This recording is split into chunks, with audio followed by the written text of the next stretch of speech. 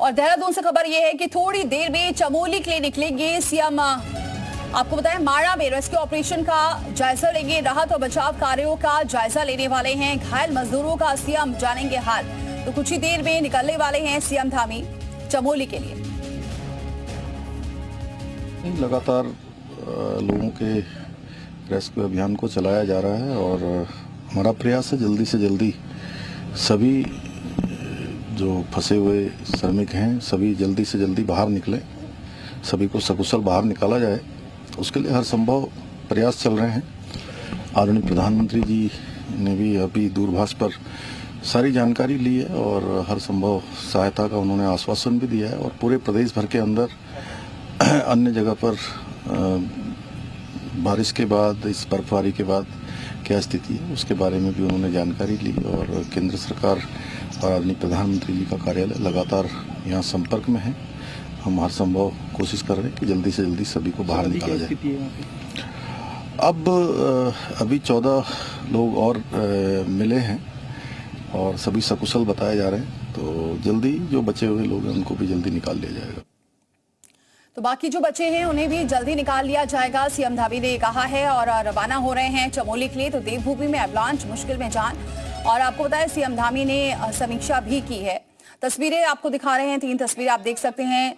ये सुबह एवलांच आया जिसकी वजह से मजदूर फंस गए। रेस्क्यू ऑपरेशन लगातार जारी रहा, हालांकि कुछ देर के लिए रोकना पड़ा। आज सुबह से फिर से जैसे ही रेस्क्यू ऑपरेशन शुरू हुआ 14 मजदूरों को निकाला गया। सीएम धामी लगातार समीक्षा बैठक ले रहे थे और अब खुद भी रवाना हो रहे हैं। हालात का जायजा लेंगे, जो मजदूर घायल हुए हैं उनसे भी बातचीत करेंगे।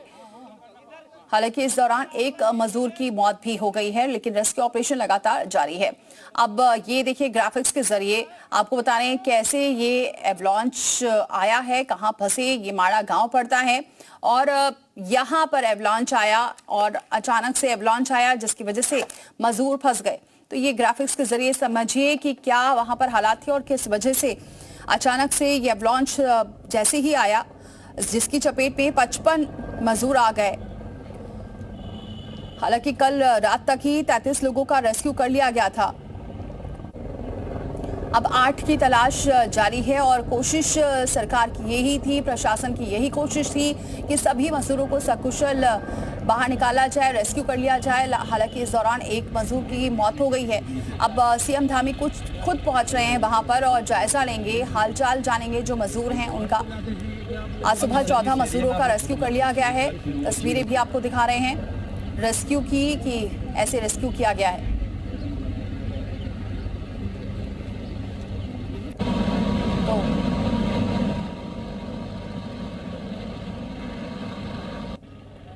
तो हमारे 2 सहयोगी जुड़ चुके हैं जो लगातार हमें अपडेट पहुंचा रहे हैं। रामानुज हमारे साथ जुड़ चुके हैं और सुरेंद्र रसीला भी हमारे साथ जुड़ चुके हैं। सबसे पहले सुरेंद्र रसीला का रुख करते हैं। सुरेंद्र, क्या जानकारी है, क्या सीएम निकल चुके हैं?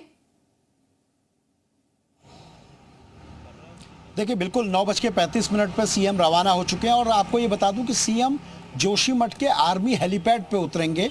सीएम माड़ा नहीं जाएंगे। अभी तक का जो कार्यक्रम है उसमें जोशीमठ में वो रुकेंगे, क्योंकि आर्मी का जो बेस कैंप है, आर्मी का जो हॉस्पिटल है, वहाँ पर लोग एडमिट हैं और उनसे वो मुलाकात करेंगे, उनको वो देखेंगे उनका इलाज कैसा चल रहा है। आर्मी के तमाम अधिकारी उनको वहाँ जानकारी देंगे। तो अभी तक जो सीएम की जानकारी है वो आर्मी हेलीपैड जोशीमठ है और वहीं क्योंकि बड़ा बेस कैंप है वहीं से सारी चीज़ों की गतिविधियों को देखा जा रहा है। कल 55 में से 33 लोगों को निकाला जा सका था। आज सुबह 14 लोगों को और निकाल दिया गया, जिसमें से एक की मौत हो गई है। 8 लोग और हैं जिनको निकाला जा रहा है। देखिए, 8 अलग अलग कंटेनर में ये लोग फंसे हुए थे। इसी वजह से ये माना जा रहा है कि एवलांच के दौरान इनकी जान बची है। नहीं तो एवलांच के दौरान जान बचना बड़ा मुश्किल था। ठंड से ये लोग बचे हैं, इसका सबसे बड़ा कारण यही है कि ये लोग कंटेनर में थे। 8 जो और लोग हैं, क्या वो छिटक गए या कंटेनर में दबे हो सकते हैं, उनको लगातार तलाशा जा रहा है। आईटीबीपी से लेकर सेना, जानकारी लेते हैं। रामानुज भी हमारे साथ बने हुए। रामानुज, आपके पास क्या जानकारी है? देखिए दीपाली, आपको बड़ा अपडेट ये बता दें कि जिस तरह से मुख्यमंत्री पुष्कर सिंह धामी थोड़ी देर के बाद में जोशीमठ पहुंचने वाले हैं, थोड़ा मौसम जरूर यहां पर बदला हुआ है और जिस तरह से लगातार रेस्क्यू ऑपरेशन चल रहा है, अधिकारियों का कहना है कि तेजी और की जाएगी जैसे मौसम साफ रहेगा। और अगर तस्वीरों के जरिए आपको दिखाएं कि पहाड़ का किस तरह से मौसम बदला हुआ है, इन्हीं परिस्थितियों के बीच में जो सेना के जवान हैं, ITBP, SDRF के, वो लगातार काम कर रहे हैं, रेस्क्यू ऑपरेशन को चलाया जा रहा है।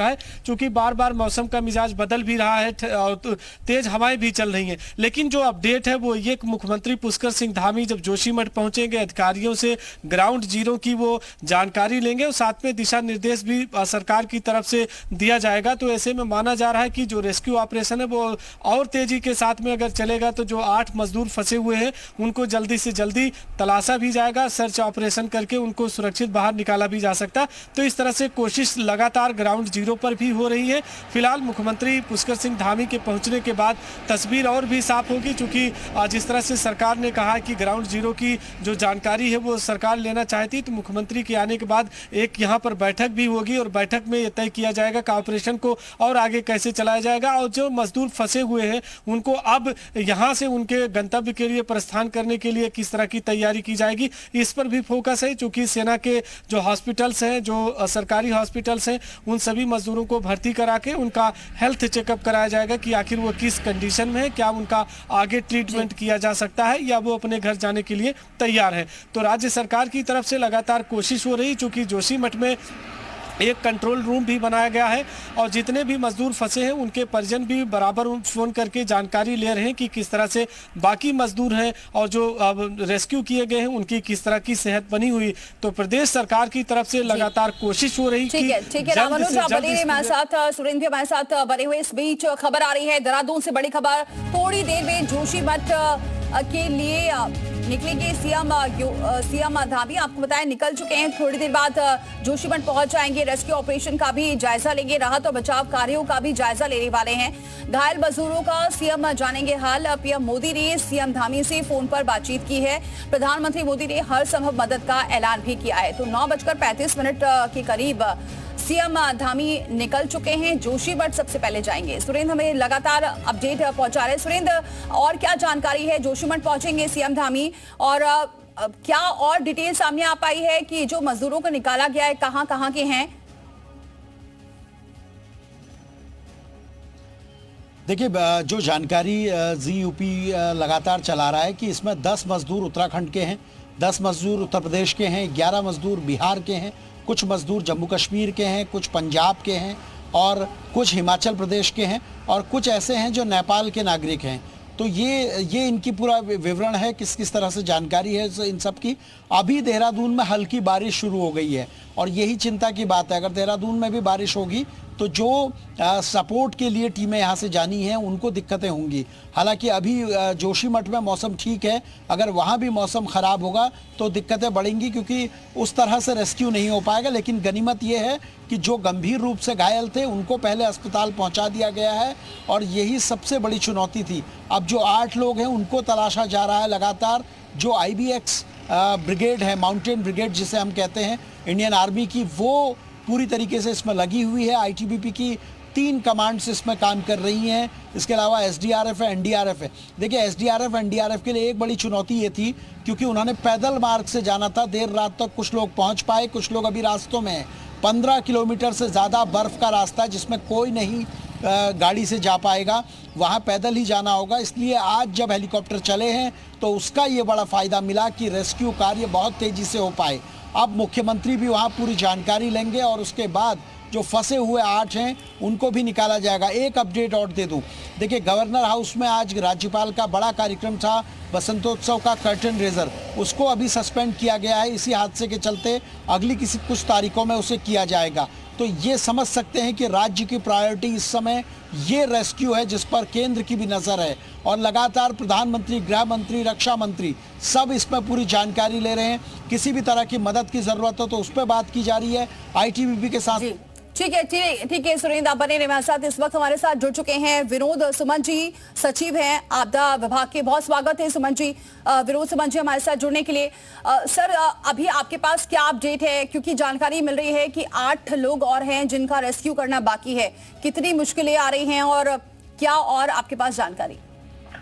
मैं बताना चाहूंगा आपको कि कुल 55 लोग थे, जिसमें से 33 लोगों को कल तक रेस्क्यू किया गया था जी। आज मॉर्निंग में 14 लोगों को और रेस्क्यू किया गया है जी। तो संख्या कुल 47 पहुंच गई है हमारी जी। अभी 8 लोग बचे हुए हैं। इनके रेस्क्यू के लिए टीमें लगातार काम कर रही हैं। ग्राउंड जीरो पर 100 से ज्यादा लोग काम कर रहे हैं और बद्रीनाथ जी में 200 से ज्यादा लोग उपलब्ध हैं जो सड़क को क्लियर कर रहे हैं, हेलीपैड को क्लियर कर रहे हैं। ये भी मौके पर जाएंगे। इसकी रास्ता ब्लॉक है, बर्फ पड़ी हुई है रास्ते में, कहीं 5 फीट कहीं 7 फीट तक बर्फ पड़ी है। जहाँ घटनास्थल है वहाँ पे भी 7 फीट के आसपास बर्फ है अभी। इससे रेस्क्यू काम में दिक्कत आ रही है, बट हमारे 7 हेलीकॉप्टर लगाए गए हैं। इसे लगातार हम लोग रेस्क्यू के अभियान में कार्य कर रहे हैं। सर, कितना चुनौतीपूर्ण हो सकता है, क्योंकि अभी हमारे सहयोगी बता रहे हैं कि अभी देहरादून वहाँ कहीं बारिश हो रही है और बारिश होती है तो बाकी जगह भी मुसीबत हो सकती है, क्योंकि कुछ टीमें देहरादून से भी रवाना हुई है। अभी देहरादून मौसम खुला हुआ है, बारिश नहीं हो रही है, हल्के बादल हैं, हल्की धूप है और जोशीमठ में भी मौसम खुला हुआ है। और सुबह सुबह हम लोगों ने कई सॉर्टी किया है बद्रीनाथ जी से जोशीमठ के बीच में। सरसावा से चौपर गए हैं, जोशीमठ देहरादून से गए हैं और देहरादून से बद्रीनाथ गए हैं। अभी फिलहाल मौसम खुला हुआ है, दोपहर के बाद मौसम खराब होने की संभावना है। तो हमारे पास 2-3 घंटे का विंडो है अभी, उसका फायदा उठा रहे हैं हम लोग और राहत कार्य को कर रहे हैं। जी ठीक है, बहुत शुक्रिया विनोद जी हमारे साथ जुड़ने के लिए। और विनोद सुमन जी हमारे साथ जुड़े हुए थे, सचिव आपदा विभाग के। उनका ये कहना है 7 हेलीकॉप्टर लगाए गए हैं, 2 घंटे का वक्त है। कोशिश है इस 2 घंटे में जो 8 फंसे हुए हैं उन्हें निकाला जा सके। तो चमोली में एवलांच के बाद रेस्क्यू जारी है। अब तक 47 लोगों का रेस्क्यू हो चुका है, जबकि 8 अभी फंसे हुए हैं। घायलों को लेकर एम्स लाया गया है। ऋषिकेश एम्स भी अलर्ट पर है। सभी घायलों को एयरलिफ्ट किया जा रहा है। जो गंभीर रूप से घायल हैं उनको एयरलिफ्ट किया जा चुका है, उन्हें हॉस्पिटल पहुंचाया जा चुका है। बहुत सारे मजदूरों को तो बचा लिया गया है, जो टीवी मीडिया में न्यूज़ आ रही है। कुछ एक मरीज़ हैं जो बॉर्डर रोड ऑर्गेनाइजेशन के हॉस्पिटल हैं, उसमें शिफ्ट कर दिए गए हैं। हम लोग उनकी साइट के साथ इन टच हैं और प्रिपेयर्ड हैं पूरी तरह से एम्स ऋषिकेश में, क्योंकि हमारा ट्रॉमा सेंटर जो है वो हेली एम्बुलेंस से मतलब लैस है और अभी हमें कोई ज़रूरत पड़े तो हम पेशेंट्स को वहाँ से ला सकते हैं। लेकिन उसके लिए हमें अभी तक कोई रिक्विजिशन नहीं आई है, लेकिन जैसे ही ज़रूरत पड़ेगी और उनको ऐसी हालत में मरीज़ होंगे और ऐसी जगह पे होंगे जहाँ पे हेलीकॉप्टर लैंड कर सके, तो वहाँ से पेशेंट्स को एयरलिफ्ट कर लिया जाएगा। तो अब 8 मजदूरों का निकालने का जो काम है वो लगातार जारी है। रेस्क्यू ऑपरेशन चल रहा है, 2 घंटे का वक्त है बताया जा रहा। मौसम खराब हो सकता है दोपहर के बाद।